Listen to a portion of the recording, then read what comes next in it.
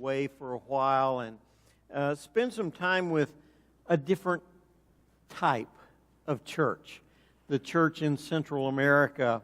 I had the opportunity to go to Nicaragua at the invitation of Missions Door. Missions Door was previously known as Missions to the Americas, and throughout its history, it was founded in 1948, has always been associated with the Conservative Baptists. It was the Home Mission Association.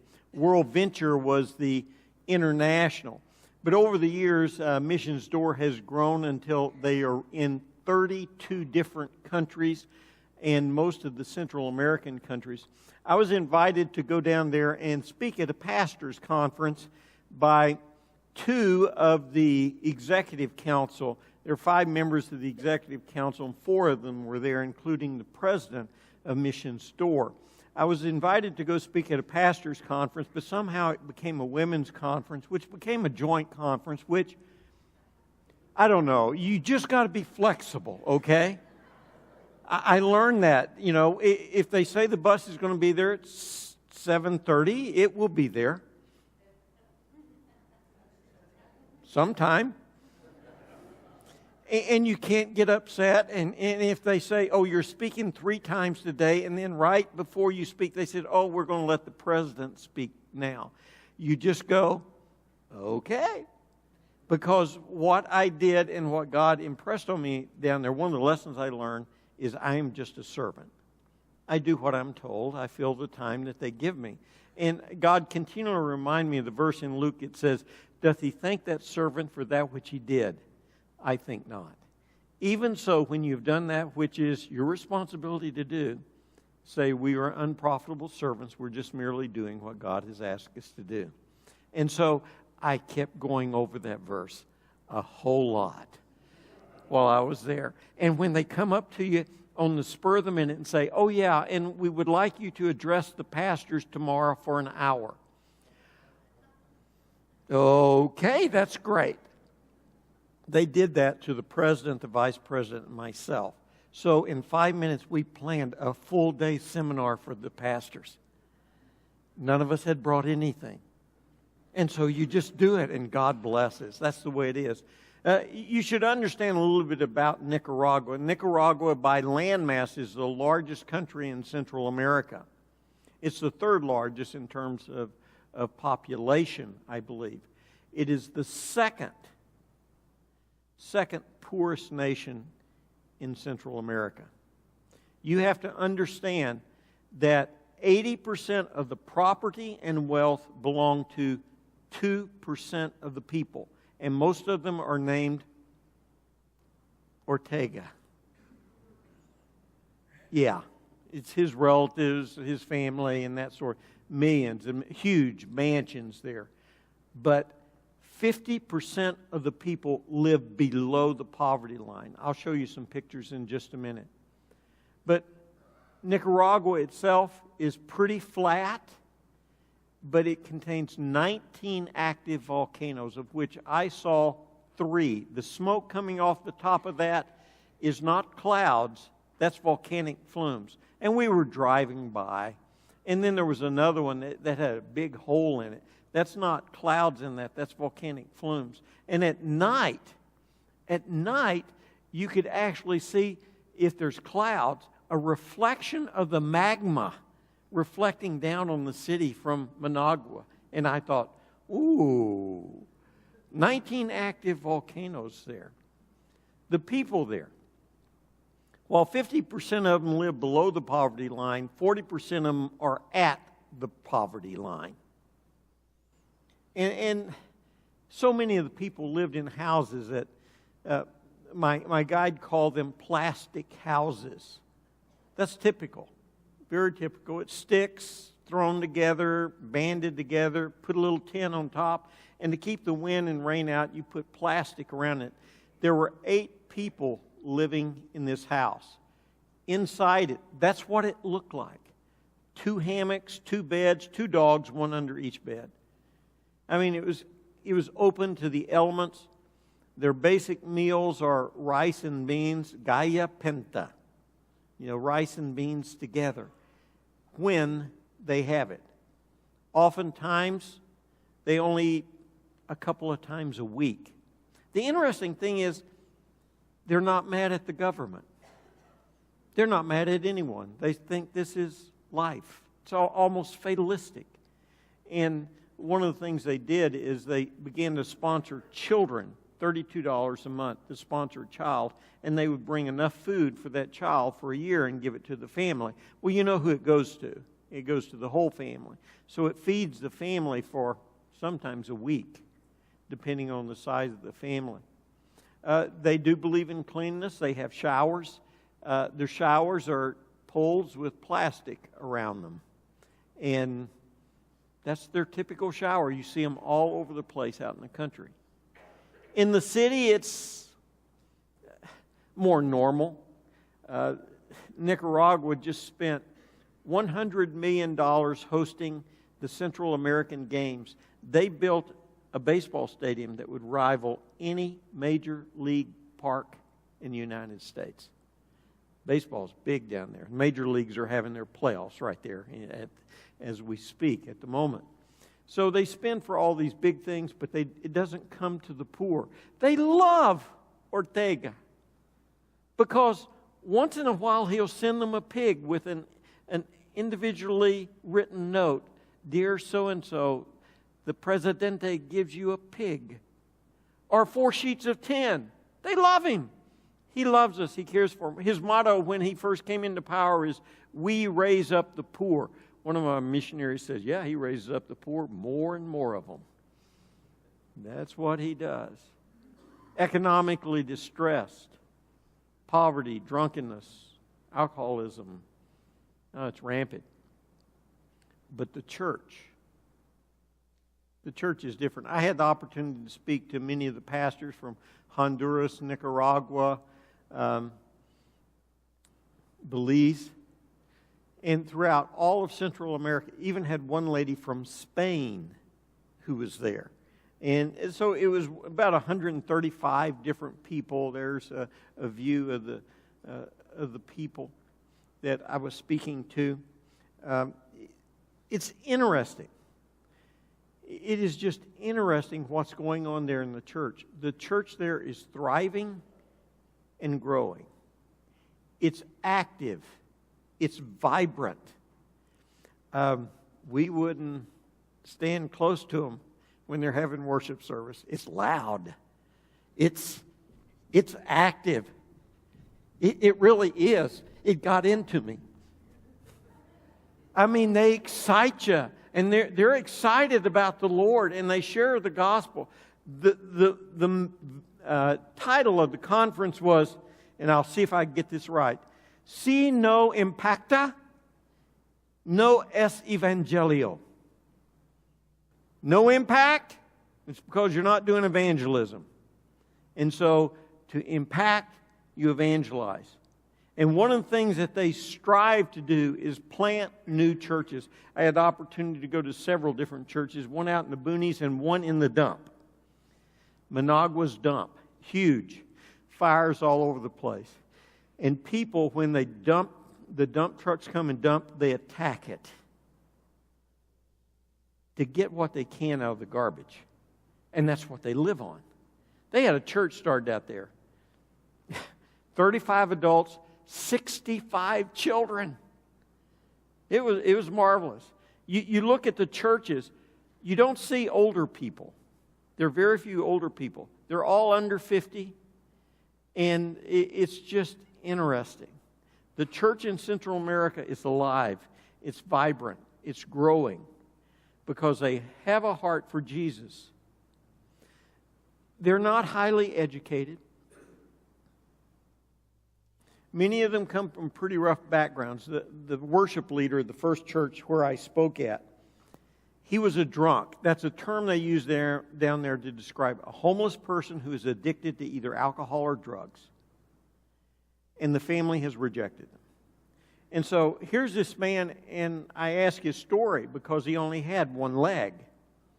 But he was leading the singing, wonderful voice. And I mean, he was getting us going. I said, what's his story? He said, well, when he was a drunk, he was going through the streets one night and he fell through an open manhole cover into the sewer, and there was a piece of rebarb stuck straight up. It impacted his leg, went all the way through. 16 hours he had to hold himself up above the sewage. When they finally got him out, he was taken to the hospital, massive infections. They had to amputate his leg. And it was when he was in the hospital that they presented the gospel to him, and he came to know the Lord. And he says, I'm going to serve the Lord. And he became a pastor. And he just, one leg, he's hopping on one leg. And he had 2 crutches that he walked on, and he used them like arms. That's the sort of thing that's going on there. They have terrific experiences, things that we don't even want to talk about. I spoke on forgiveness and the need to forgive, and I used Corrie ten Boom and other people as illustrations of forgiveness, and one lady stood up and says, can I tell my story? Of course.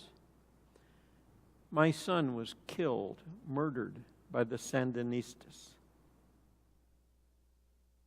Wow. I forgave them. Another lady stood up and says, can I share my story? Of course. They murdered my brother, and I have forgiven them. Wow. It was nothing, according to the president of the organization, for you to go into any church down there and on a weekly basis, someone's been raped, murdered, attacked, violated. That's normal. That's normal life. I mean, we hear that here and we go, ooh. They live in the midst of it. And in the midst of it, they are loving and coming to Jesus because Jesus gives them something that no one else does. And what is that? Hope, love, forgiveness. Now, do the churches have the same problems that we have? Nod your heads this way. They started telling me their problems, and it was hard to keep from laughing. Yeah, the church in America struggles with the same thing. The church in Central America is growing. They have no money, but they're reaching people. The church in America, we got money. We're just not reaching people. It was a challenge to me. Si no impacta, no est evangelio. If there's no impact on our community, our country, it's because we're not evangelizing. We're not reaching them with the gospel of Jesus Christ. I had the opportunity to be the women's conference speaker. And they actually liked me. The president came up and said they thought you were the best speaker of the whole bunch. I don't know. It was a good time. It was an encouraging time and challenging time. We need to pray for Central and South America and understand what the churches are going through there. Well, enough of that. It was a good time for me because I learned a lot of things. Today is our State of the Church address. Where is the church? In any organization, be it a football team, be it a business, be it a church, there is one person that is always held responsible. And you know who that is? I'll give you a hint. If things go bad, who's going to get fired? It's the person up front. I mean, that's the nature of the business. The football team doesn't win, you fire him, get someone else. So over the holidays, I thought about leaders and leadership. Thinking about who? Myself. There are 3 people that stood out to me over this time. The first one is Chad Morris.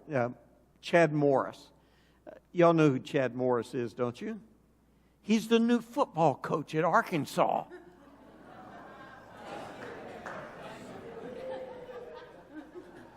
I was there in Arkansas when all this was going on. And I saw his first introduction to the Arkansas team. Ooh, wow. Young, dynamic. He began to speak about how all of us face adversity and change, and he was there with them. And he appealed to give him a chance to let him build his vision of national championships at Arkansas. He challenged them. He says there's two types of players. There's spenders and there's investors. Spenders live for themselves.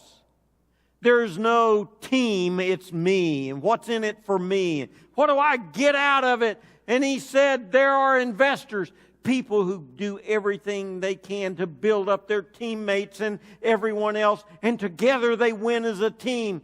Which are you going to be? He said to them. Boy, he was stoking them. Then he says, give me the chance, and there's 4 things I promise you. Every one of you will graduate. Every one of you will grow socially. We will be involved in the community. Every one of you will grow spiritually. I'll make sure things are available. I was going, wow. He says, the 4th thing is you'll be a good football team.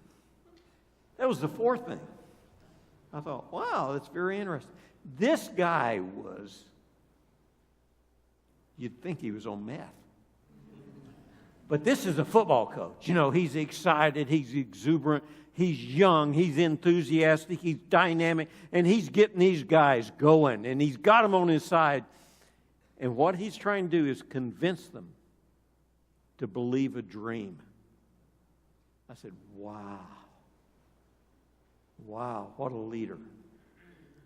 And then I was watching a news program about Vernon Howard.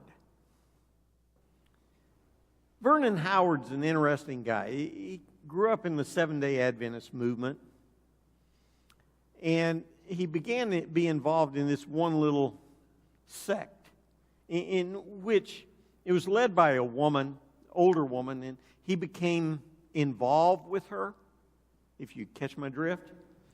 And she claimed to be a prophet, and after he got involved with her, he claimed to be a prophet. He went to Jerusalem, and he said he had a vision there where God told him he was the new Messiah.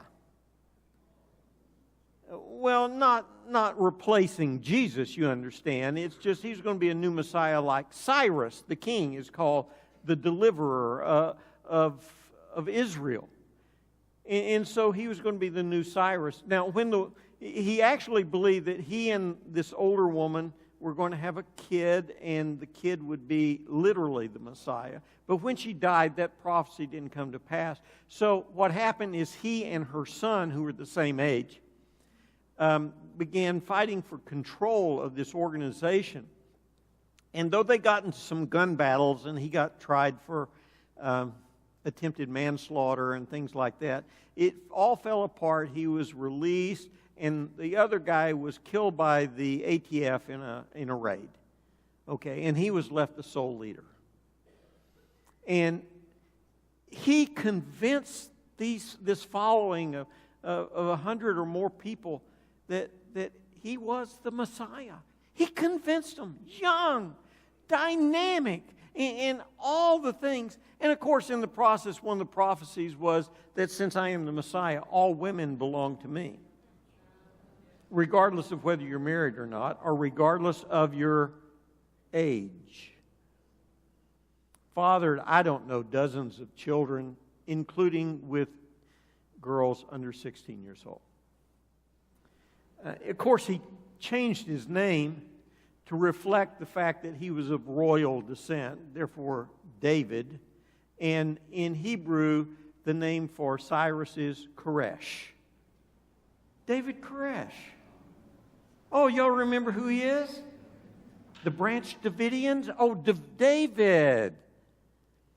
And so when the ATF decided that he had brought in enough guns, hundreds and hundreds of guns and ammunition, they began to raid the place, and in the process, ATF agents were killed, and there ended up being a 52-day standoff, which culminated in the FBI lobbing in smoke grenades. 80 people died in the fire that ensued, including 22 children. Now understand, 20 of those people died from gunshot wounds. The FBI, which had taken over, fired not a single round. Where did the shots come from? And they came from within. Who started the fire? They did. The ones that survived, they often had burns on their hand that are reflective of throwing gasoline getting on your hands. Very reflective of that. Man, this guy was a leader. I mean, not broad, young, dynamic. He had a vision, and people believed the vision. He got them riled up to the point they'd die for it. He was able to convince people to believe a lie. That's a leader. That's a leader. Third guy, leadership. Rigoberto Reyes. He's the Central American director for Missions Door. He's the one that invited me down, and his wife, Claudia. He's an interesting guy. He was born in Honduras to an atheistic father who fathered 9 children. He was the youngest. And then his father adopted 5 more children on top of that. So there were 14 of them. He grew up, went to school, worked with Dole. You know who Dole is? Bananas, pineapples. Very successful doing that until 1995, when he was invited by a Missions Door missionary to attend a family conference. He went there and accepted the Lord as his Savior. 3 years later, Hurricane Mitch came roaring through Central America. Y'all may not remember it. 900,000 people were left homeless. And he was tasked by Missions Door to help the relief effort. And he became very involved in it. And in 2001, he went on staff with Missions Door. He didn't have a single penny of support, but he moved to Nicaragua to begin the ministry for Mission Door in Nicaragua. They lived off his wife's salary. She had a job. And he did ministry. Since 2001, he started 32 churches. Hundreds have come to know the Lord. He is now directing the entire Central American area for Missions Door. We had 45 people from Honduras. We had people from we didn't have people from El Salvador because they just changed their border passing law, and you had to have an 8-day notice, and not all of them had the 8-day notice. So we didn't get the El Salvadorians, but we had Panamanians, we had Belize. They knew N.T. Dillander. If you've been here long enough, N.T. was supported by this church. Every one of them knew N.T. Dillander and talked about him. And after addressing the ladies, one of the Belizean ladies came up and says, "Could I give you a present?" I said, "Of course, if you wanted to, I'll accept." And she said, "Here," and I took it back to my room and opened it. It was a shot glass with Belize on it, so if you come to my house, it was a Christian gift. We used it for sugar, okay?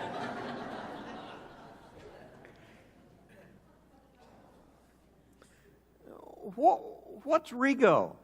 Rigo is a middle-aged guy who does one thing. He disciples people. And then he gets them to disciple others. He requires all new churches to start 2 churches. You have to start 2 churches. You always have to have an outlook. You can't just be inwardly focused. Dynamic. People love to be around Rigo. Rigo's a great guy. Motivator. He gets people going, and he's an administrator as well. I look at Rigo and I say, here's a leader. Interjects. He convinces people to live out the gospel of Jesus Christ. That brings us to the 4th guy I want to talk about. That's me. These are my thoughts. What about Ron Rushing? What type of leader is he? Is he the right fit for El Camino? I mean, what are my gifts and abilities? What are my strengths? I think I'm a pretty good teacher. I do think that's one of my gifts and abilities. I have the ability to exegete the Word of God and share it in an understandable fashion. I think that's good. I do have a bit of exhorter, prophet in me. You know what a prophet does? He calls sin, sin. But you know what happens when the prophet, and Arnie Humble tries to keep this part of me down a little bit so it doesn't come across too much. But when a prophet or an exhorter is speaking, you know what people see? They see the finger pointing at them. You know what they fail to see? That when I'm saying these things, I'm actually 3 times as hard on myself as I am with anyone else. But it comes across as I'm negative and putting down other people. I think as an individual, people find me very much an encourager. And if you're around me and the staff, I think they will probably tell you that they find me an encourager and a builder.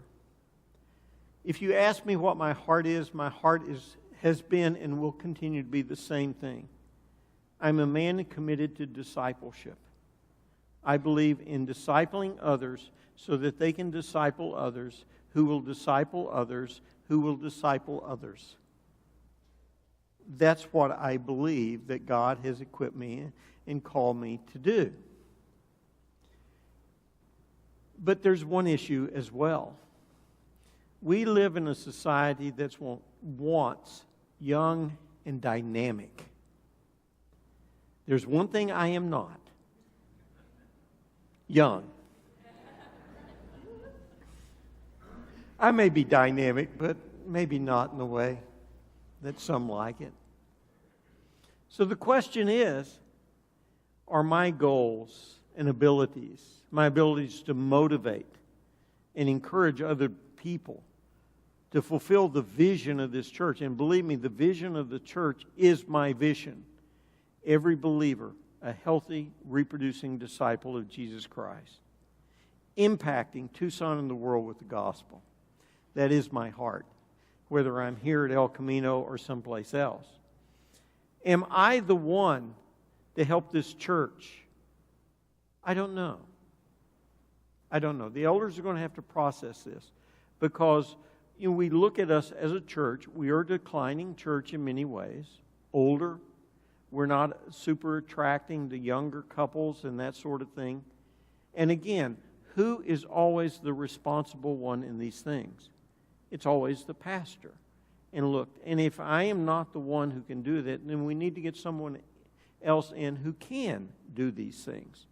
And I'm totally open to that. So I know someone asked me this morning, are you retiring? And I said, I have no plans to retire. I will never retire. I will serve the Lord until I die, just like Skip Gray. And I'll keep going. But am I the best for this church? I don't know. A year ago, I made a statement when Dick announced his retirement that I would wait until I was 70 and then make a decision. Well, somehow that's gotten out that I'm retiring. I've never said that. I've never said that.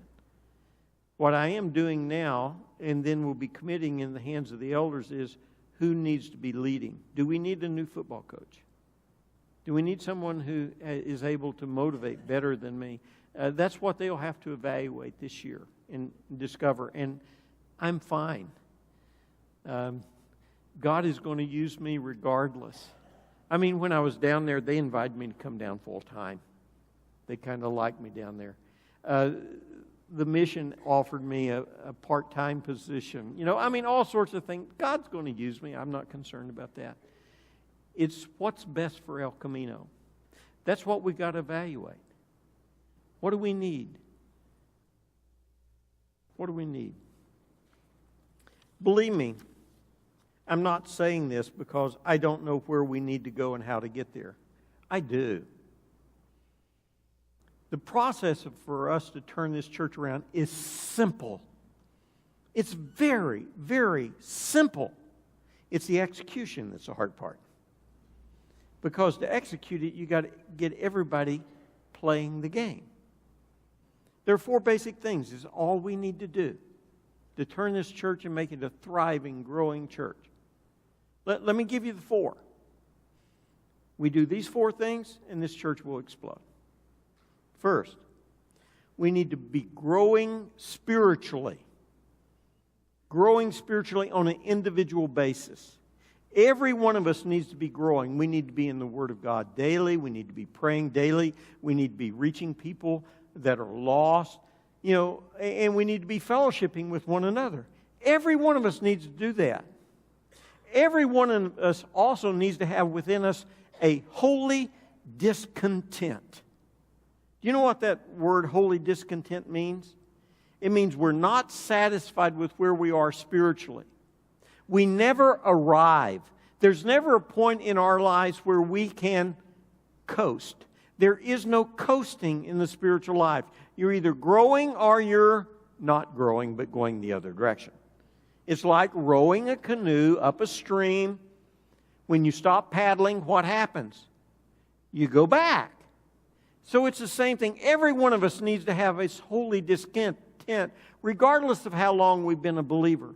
We need to expand our prayer life. We need to expand our devotional life. We need to be growing stronger individually, becoming spiritual. And by spiritual, I mean controlled by the Spirit. And when you're controlled by the Spirit, what happens? Out of you boils love, joy, peace, patience, kindness, meekness, gentleness, goodness, self-control. And the more spiritual we are, the more attractive we come to a dead and dying world.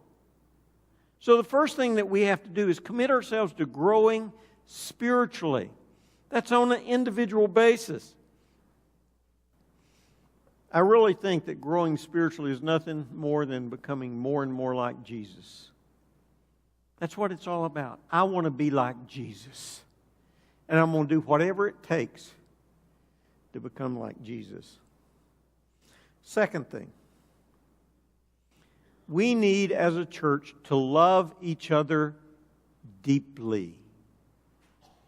John 13, 34, and 35. You've only heard me quote that 122,700 million times.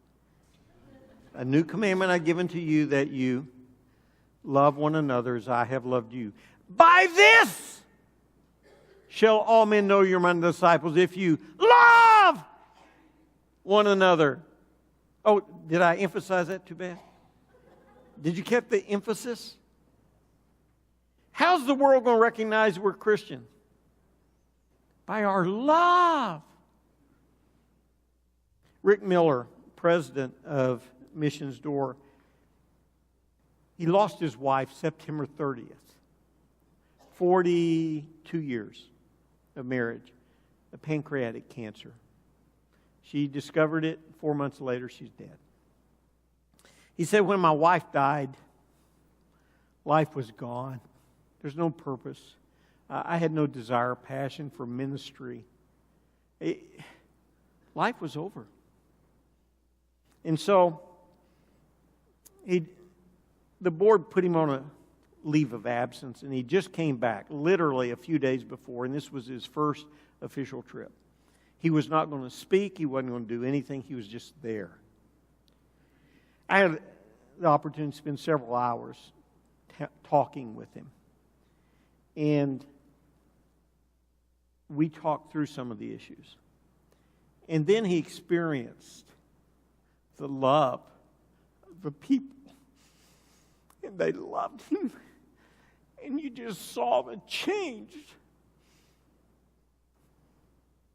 In a matter of days, he went from, I don't know what I'm going to do, to preaching with vibrance and vitality. They loved him back. He said, in one of his addresses to the pastors. He said, a pack of dogs who are hunting rabbits get along fine. But when there are no rabbits to hunt, the dogs bite each other. Churches that don't have a mission and purpose and are not individually pursuing begin to bite and devour each other. You see this in terms of two very unloving things: criticism and judgmentalness. Nobody can do it right except you, and nobody knows the right answers except you. And a church that is not loving is critical of others, everybody else except me who's perfect. I'm talking about the individual, not me, because I'm not. Ask my wife, she'll tell you I'm not perfect. And we judge everyone's motives and actions and blame them for everything else. What we need to do is develop love. I was reading this morning, and it says, when you learn to walk in the light of the love of God, bitterness and contention are impossible. And so we as a church, what we have to do is learn to love deeply.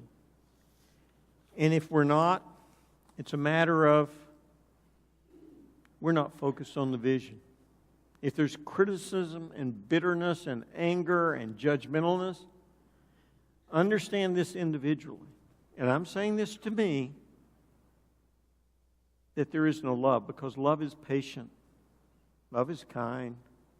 Love doesn't push its own agenda, vaunts not itself, seeks not its own, is not easily provoked. So when the bus doesn't show up for the fourth day in a row at the right time, so what? Or they're supposed to pick you up at 7 o'clock and they don't show up to 8:15 at night because, I decided I was going to work on a part. You don't get mad. You don't judge them. You don't get critical. You go with it. Third thing. First thing was what? Grow spiritually. Second thing is love deeply. Third thing is disciple diligently. God has called each one of us to make disciples. That's Matthew 28, 19 and 20. As you go, make disciples of the world. It is the responsibility of every single one of us to be doing what? Multiplying ourselves through discipleship. The Navigators had an old saying when I was working with them many years ago. It's, where's your man? Or woman, the case may be. Where's your person that you're working with? Who are you discipling? And that needs to be our statement. Who are you discipling? And I know so many people that want to say, but I don't know enough. I remember Jim Downing with the Lord now, I think. And he was with the Navigators during World War II. And he came to know the Lord on a ship. And he led someone to the Lord. So he went to the guy that led him and says, you need to train him too. And the guy says, no, I'm not. You do. He says, but I don't know anything. He says, you teach him what you know. You don't have to have all the answers. All you got to do is love them and help them grow as far as you have become, as far as you have come. That's all God expects of you. And if you're not, then you're failing in what God has called us to do. If each one of you would just be discipling one person this year, evangelizing them, reaching them, training them, how big would this church be next year? It would double in size. And in another year, and if we kept doing it, what would happen? We'd be 4 times our size right now. And whose responsibility is it to disciple others? It's mine. And it's yours. I mean, church growth? That's no problem. It's just, how do I encourage each of you to be multiplying your life through discipling someone else? A couple years ago, I introduced the motto, Each one, reach one, each one, teach one. Jenny Dew took it to heart. She's been striving to do that ever since. I'm going to start asking this question. Hey, this is the exhorter, the prophet. Forgive me. I'm going to start asking you, where's your man? Where's someone you led to the Lord that you're now training and multiplying?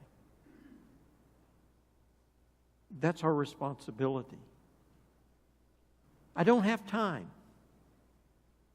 You don't have time to do God's will? Then you're too busy. Get rid of some things. I'm sorry, I reverted to my exhorting prophet again. It's my responsibility, and I will do that, and I ask you to follow me in that. I try to do this with the staff. I try to do it with the elders, the deacons and deaconesses, to encourage them in their spiritual growth and development. Who are you reaching out to? Disciple diligently. The last thing, connect quickly. People who come to visit El Camino, we got to connect them now, not later. I was talking with Jim Moore. Jim said the first week that he came to El Camino, someone grabbed him, took he and Dina to lunch that day, and got them involved in a small group Bible study and everything within the first day. And that's what we need to do. When a visitor comes, if you're a visitor, I'm sorry close your ears about what I'm about to say. We need to mob them. We need to grab them and try to get them in our connect group. We need to take them home, supper, take them out to lunch. We got to love them to death. And we got to find out what their gifts and talents are and get them involved in the church quickly. The quicker we get someone connected and involved in the church, the more liable they are to stay. And so we should be looking around.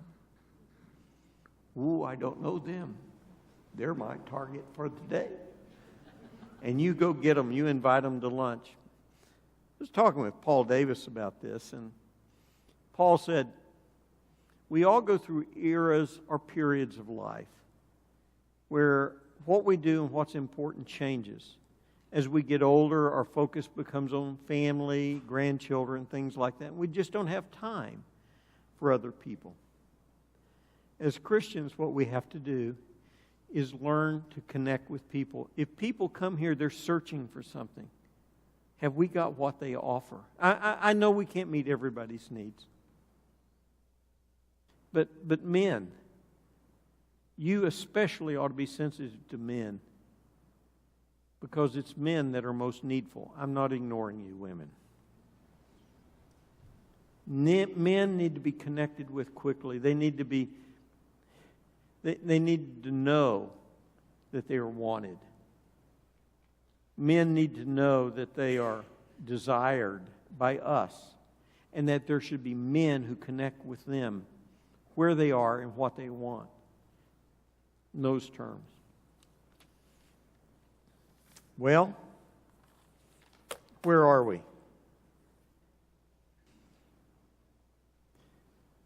How am I as a leader? I'm not the young, dynamic football coach who rips snort and, woo! I'm not Debbie Johnson, okay? But I can guarantee you this. I'm committed to the vision of this church and will continue to pursue it diligently. All I ask is that you follow me. Follow my example. I will grow spiritually. I will love deeply. I will disciple diligently. And I will try to connect quickly. All I ask is that you do the same. It's your choice. I can't make you. This is not the military. This is a volunteer organization. But it will rise and fall on what you do. Oh, the blame will be mine. I'll accept that. Good or bad. It's my responsibility. But can I ask you to do this with me. Would you join me in prayer?